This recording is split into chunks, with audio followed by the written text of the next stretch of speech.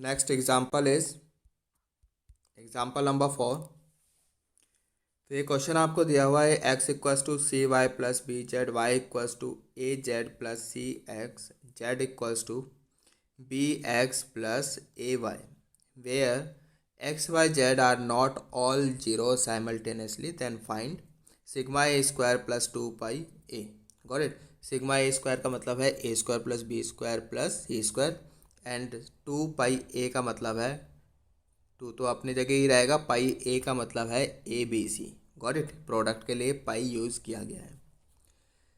तो ठीक है, आप तो क्या करो, सारे वेरिएबल्स को एक साइड लेकर आ जाओ। We will get C X minus C Y minus B Z कर लेना यहाँ पर, ये इधर आएगा। बी जेड राइट साइड में ना, लेफ्ट साइड में लेकर आओ तो कितना हो जाएगा, माइनस बी जेड। ठीक है, तो ये जेड आप लगा लेना यहाँ पर। बाकी इक्वेशन आपकी हो जाएंगी सी X minus C y plus A Z, B x plus a Y minus Z. अब राइट साइड में तो हमारे पास जीरो जीरो जीरो हो गया। It means this is what homogeneous system of equation. ठीक है, होमोजीनियस सिस्टम ऑफ इक्वेशन। अब यहाँ पर तो ये बोला है क्वेश्चन में कि X Y Z not all zero simultaneously. ठीक है, तो याद करो हमने क्या पढ़ा था। अगर X Y Z simultaneously zero नहीं है, it means we have non trivial solution, and non trivial solution में तो डिटर्मिनेंट ऑफ ए क्या होता है, जीरो होता है ना। तो डिटर्मिनेंट ऑफ ए हमने जीरो रख दिया। डिटर्मिनेंट ऑफ ए कैसे बनेगा, ये कोफिशिएंट मैट्रिक्स से बनता है। तो यहाँ पर आपके पास आएगा one c b, then minus c minus one a, minus c minus one a, यहाँ से minus b a minus one. ठीक है, minus b a minus one हमने लिखा। Now you can expand along R1 R2 R3 या whatever जो भी आप करना चाहते हो, कॉलम वाइज करना चाहते हो। ठीक है, ये एक्सपेंड करना आपको आता है। ठीक है, तो यहाँ पर तो मैंने अलोंग R1 एक्सपेंड किया है। तो R1 कॉलम वन को एक्सपेंड किया, हाइड किया मैंने। तो यहाँ पे कितना बचा, वन माइनस ए square, then minus minus plus, ये सी हो गया। तो फर्स्ट रो सेकंड कॉलम को हाइड किया, तो क्या बचेगा, c b a minus one, है ना। तो मल्टीप्लाई करो, we get minus c here minus A b here, then minus B.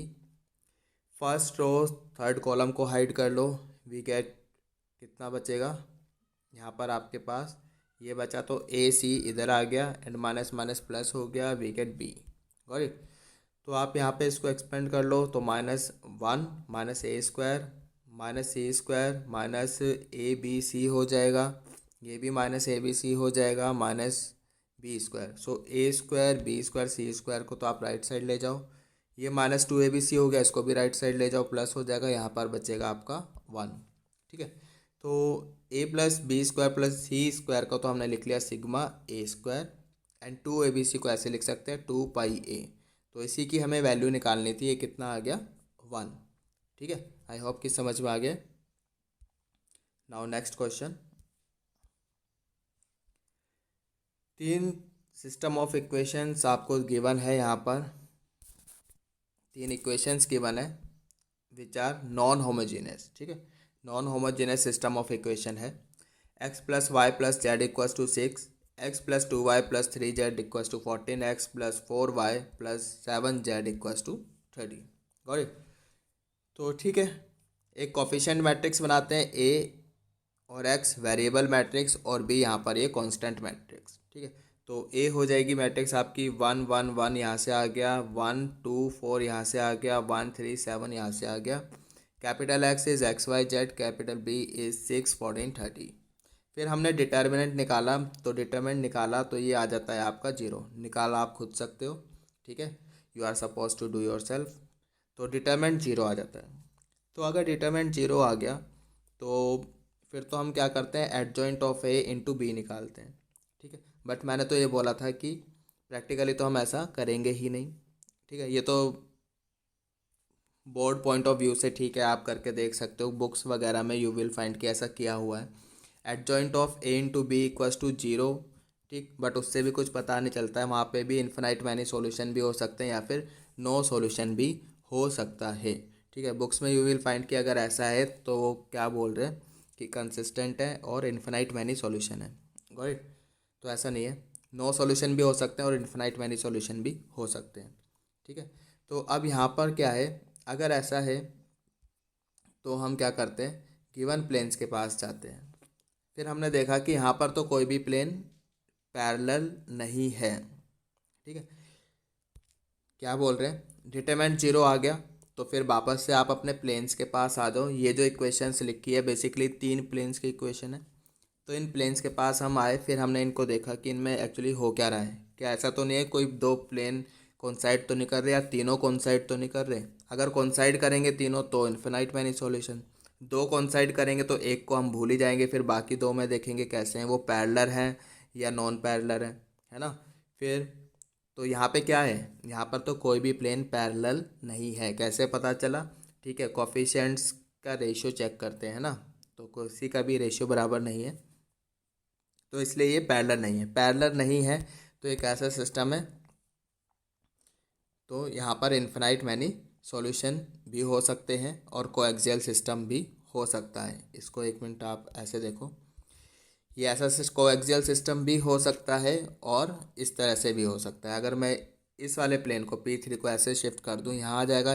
इस वाले केस में कोई सॉल्यूशन नहीं होगा, ये पहले भी हम डिस्कस कर चुके हैं इस टाइप से, है ना। तो ये दो केसेस बन सकते हैं, तो अब कौन सा केस बनेगा वो हमें देखना है। ठीक है, तो पहले आप इसको ऐसे देखो कि अगर ऐसा है भाई नॉन पैरेलल है, ये हमें दिख गया नॉन पैरेलल है, तो या तो ये केस बनेगा या फिर ऐसा केस बनेगा।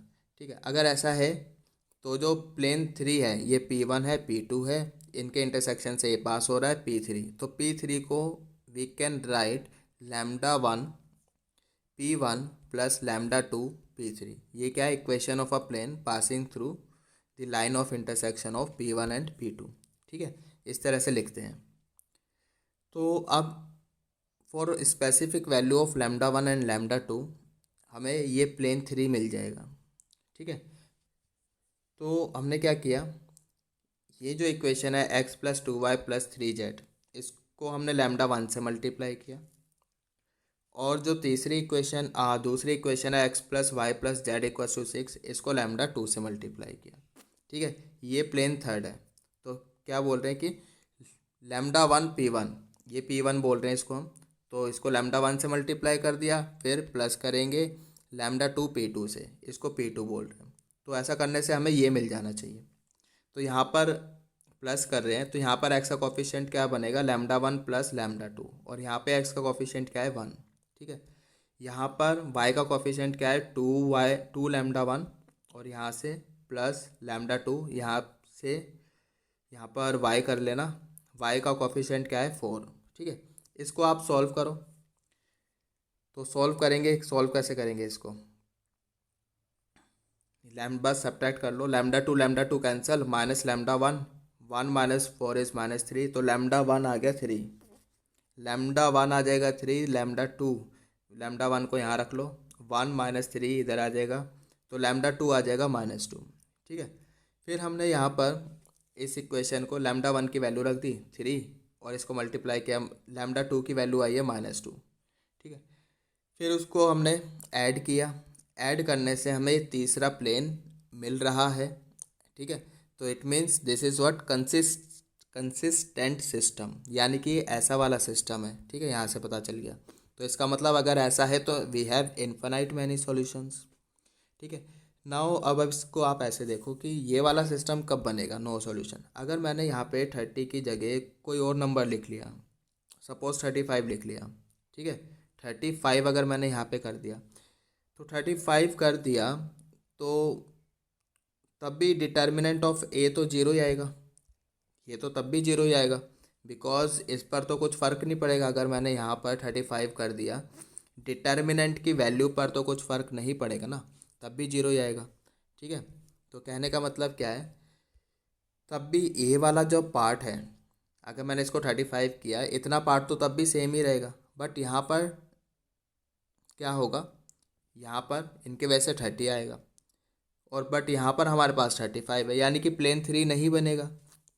इट मीन्स यहाँ तब क्या हो जाएगा, इस वाले केस में इनकंसिस्टेंट हो जाएगा, उस केस में ये वाला केस बनेगा।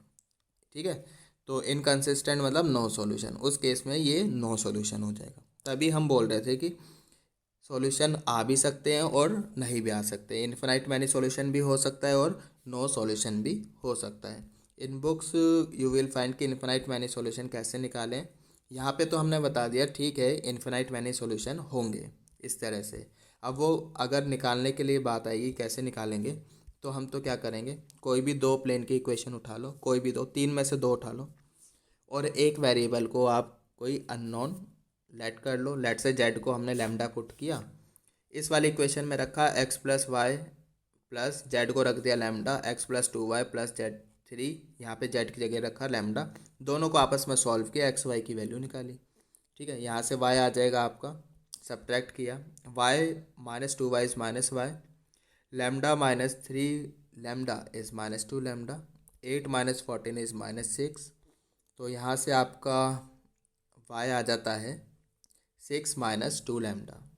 तो 6 माइनस 2 लैम्डा वाई की वैल्यू आप यहाँ पे रख लो इस वाले प्लेन में, तो x आपका आ जाएगा 2 प्लस लैम्डा।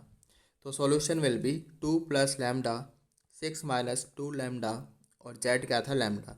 तो जैसे जैसे आप लैम्डा की वैल्यू रखते जाओगे आपको सॉल्यूशन मिलते जाएंगे, और ऐसे इन्फिनाइट मैनी सॉल्यूशन होंगे। Got it. आई होप कि समझ में आ गया होगा। ये वाला पार्ट थोड़ा कम्बसम है, ठीक है, थोड़ा डिफ़िकल्ट होता है बच्चों को समझने में। फिर से वही कह रहा हूँ कि इस तरह के जो क्वेश्चन है, ऐसे इन्फिनाइट मैनी सॉल्यूशन पूछे नहीं जाएंगे ऑब्जेक्टिव में कि निकाल के बताओ। वो तो सिर्फ ऑप्शन में ऐसे ही आएगा कि इन्फिनाइट मैनी सॉल्यूशन है, या फिर नो सॉल्यूशन है, या फिर यूनिक सॉल्यूशन है, कुछ इस तरह से। ठीक है, तो जहाँ हमें पता चल गया कि डिटरमिनेंट जीरो है, तो ये सब चेक करने की ज़रूरत नहीं है। ठीक है, बिकॉज इससे कुछ पता नहीं चलता है। इन्फिनाइट मैनी सॉल्यूशन हो भी सकते हैं और नहीं भी हो सकते। Got it. हाँ, अगर ये नॉन जीरो आता है तो फिर तो वहाँ से पक्का है कि इनकन्सिस्टेंट यानी कि नो सॉल्यूशन होगा। अगर ये जीरो आ रहा है फिर तो इन्फिनाइट मैनी सॉल्यूशन भी हो सकते हैं और नो सॉल्यूशन भी हो सकते हैं। ठीक है, तो जैसे ही ये जीरो आ जाता है हम तो क्या करेंगे, सीधा जाएंगे इन इक्वेशंस के पास और फिर वहाँ पर देखेंगे कि हो क्या रहा है। आई होप कि समझ में आ गया है। तो बस ये दो एग्जांपल्स किए थे आज हमने।